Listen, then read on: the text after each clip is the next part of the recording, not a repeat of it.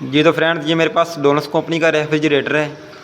इसका model number लिखा हुआ है 220-240 वोल्टेज, 1.30 एम्पेयर करंट, 183 वाटेज और 134 गैस इसके अंदर। तो गाइस ये तमाम डिटेल लिखी हुई है इसके पीछे। तो इसका जो प्रॉब्लम आ रहा है वो आ रहा है कि इसका इंटरनल कंडेंसर है वो लीकेज हो चुका है। इसका बाहरी वाला कंडेंसर बिल्कुल ठीक है। तो गाइस हमने इसका इंटरनल कंडेंसर जो है उसको चेंज करना है। तो वेरी सिंपल है, आप इस वीडियो को पूरा वॉच करें। इसके अंदर डायनाफोर नेशनल कंपनी का 1/4 का कंप्रेसर लगा हुआ है। तो 183 वाट के साथ 1/4 का कंप्रेसर ही यूज़ होता है। तो गाइस इसका जो सिंपल जो प्रॉब्लम आ रहा है वो इंटरनल कंडेंसर लीकेज है। इसके नीचे वाला जो हिस्सा है वो कूलिंग नहीं करता। तो गाइस हम नया कंडेंसर इंस्टॉल कर देंगे तो इसका नीचे वाला हिस्सा भी कूलिंग करना शुरू कर देगा। ये देखिए जिसका बॉडी के अंदर से जो पाइप आ रहे हैं जो हमने दोनों रिमूव कर देने हैं, क्योंकि इंटरनल कंडेंसर लीक हुआ है। इंटरनल बॉडी के अंदर से जो पाइप निकलते होते हैं उन दोनों को आपने रिमूव कर देना है। ये मेरे पास 1/5 की जो मैंने कंडेंसर लेके आया हूँ, 1/5 का कंप्रेसर हमारा 1/4 का है, तो कंडेंसर 1/5 का लगेगा इसके ऊपर। तो ये बाहर वाला कंडेंसर के साथ हमने इसको कनेक्ट कर देना है। तो गाइस जो अगर फ्रिज का निचले वाला हिस्सा कूलिंग नहीं कर रहा तो आपका पक्की बात है कि इसका इंटरनल कंडेंसर लीकेज हो चुका है। तो आपने इंटरनल कंडेंसर रिमूव कर देना है। ये देखिए हमने पाइपों को ट्रेस कर लेना है ताकि कोई गलती वगैरह ना हो। वैसे गलती का चांस तो नहीं होता, क्योंकि सिंपल सी बात है जो बॉडी के अंदर से 2 पाइप आ रहे हैं उनको हमने रिमूव करना है। ये मैंने पाइप कटर की मदद से इसको रिमूव करता हूँ जो बॉडी के अंदर से आ रहा है पाइप।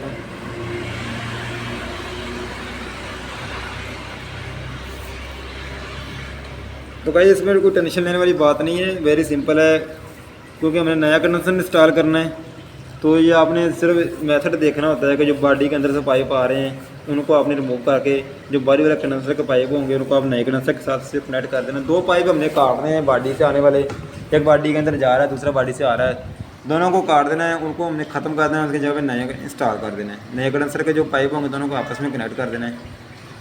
तो गाइस ये मेरी अपनी वर्कशॉप है। तो वर्कशॉप में जैसे जैसे मेरे पास काम आ रहा है तो मैं वीडियो अपलोड करता हूँ यूट्यूब के ऊपर, क्योंकि ये मैंने नया यूट्यूब चैनल बनाया हुआ है अपना। तो तमाम वीडियो इसके ऊपर तमाम फॉल्ट की वीडियो मैं अपलोड करता रहूँगा आस्ता आस्ता जिस तरह भी मेरे पास काम होता जाता है। तो गाइस ये हमने इसको रिमूव कर दिया। तो दूसरे पाइप को भी हमने रिमूव कर देना जो बॉडी के अंदर से आ रहा है। ये देखें जो पाइप बॉडी के अंदर से आ रहा है, मैंने आप पकड़ के इसको अच्छे से आपको दिखा देता हूँ। ये देखिए ये बॉडी के अंदर से निकल के आ रहा है। ये देखिए गाइस इसको भी हम पाइप कटर की मदद से काट देते हैं यहाँ से। ये मैंने ट्यूब कटर ले लिया है, इसको भी हम रिमूव कर देंगे। 2 ही पाइप रिमूव करने जो बॉडी के अंदर से आ रहे हैं, मुश्किल कुछ भी नहीं है। आप सिर्फ वीडियो को वॉच करें। मैं उम्मीद करता हूँ इस वीडियो को वॉच करने के बाद आप इंटरनल कंडेंसर जो खुद चेंज कर सकेंगे, कोई भी आपको दिक्कत नहीं आने वाली।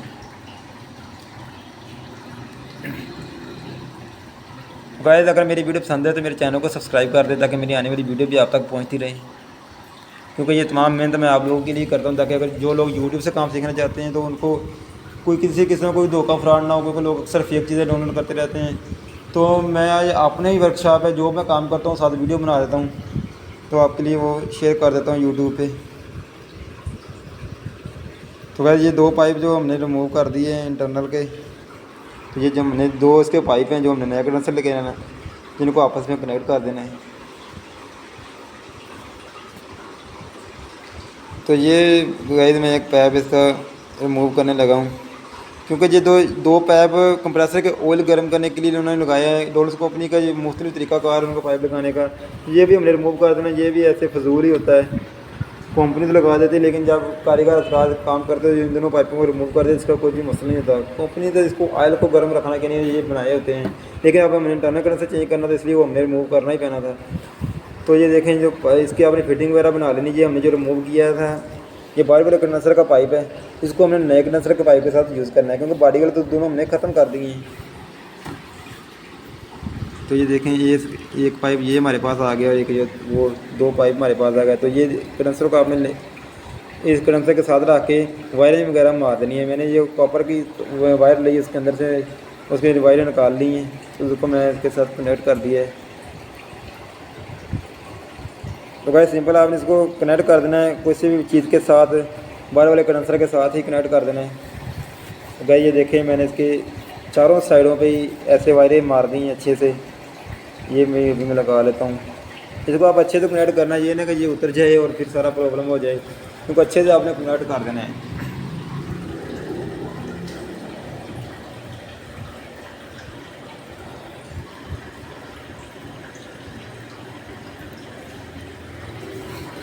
और यहाँ पे पेच वगैरह तो भी लगा सकते हैं, लेकिन ये वायरें वगैरह मार दें, ये अच्छा काम है। ये देखें हमारा कंडेंसर अच्छे से साथ कनेक्ट हो चुका है।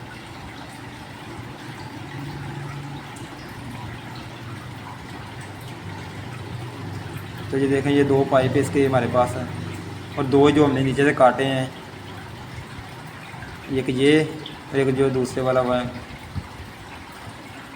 वह हमने रिमूव करके ये सामने हमारे पास 4 पाइप टोटली, 2 हमने नए कंडेंसर के, 2 हमारे पुराने कंडेंसर के, दोनों को आपस में हमने कनेक्ट कर देना। आपने कनेक्ट इस तरह करना कि गैस का पूरा सर्कल बने, कि गैस एक साइड से जाए और घूम के दूसरी साइड से आए। ये ना आप इसको गलत कर दें, इसको वैसे गलत वाला तो कोई चीज़ नहीं है। आपने देख लेना सर्कल पाइप जा रहे हैं, किस तरह जा रहा है पाइप।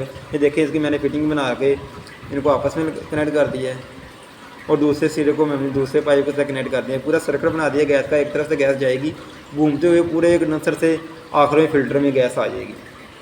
तो ये हमारा सर्कल है, बिल्कुल आसान सा, सिंपल सा। तो मैंने अपनी वेल्डिंग तार चिपकाउन कर लिया है, इसको हम ब्रेजिंग कर देंगे।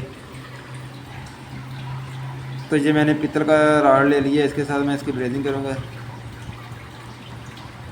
छोटा सा पीस दरमियान में मैंने लगा दिया कॉपर का, दोनों पाइपों को आयरन को उसके अंदर डाल दिए, और ये हमारे ब्रेजिंग कर दी। दूसरे वो ब्रेजिंग कर देते अच्छे से। ये जो जोड़ हम लगाते हैं, अक्सर लीकेज हो चुके हैं, इसके हमने अच्छे से ब्रेजिंग करनी होती है ताकि हमारी गैस वहाँ यहाँ से लीकेज ना हो।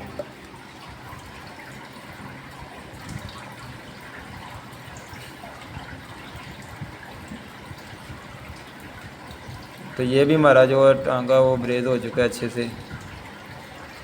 तो इसके ऊपर हम कॉपर का राड के मदद से भी हल्का हल्का सा टांका लगा दें, क्योंकि जो हमने जो पीस यूज़ किया वो हमने कॉपर का किया है, तो साथ कॉपर का भी हमने ऊपर लगा दें ताकि ज़्यादा मजबूत हो जाए।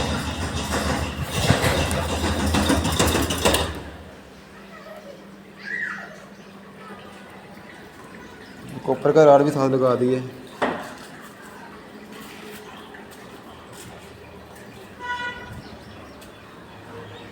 तो गाइस, ये हमारी ब्रेजिंग भी मुकम्मल हो चुकी है। तो अगर आप वीडियो पसंद आए तो चैनल को सब्सक्राइब कर दें।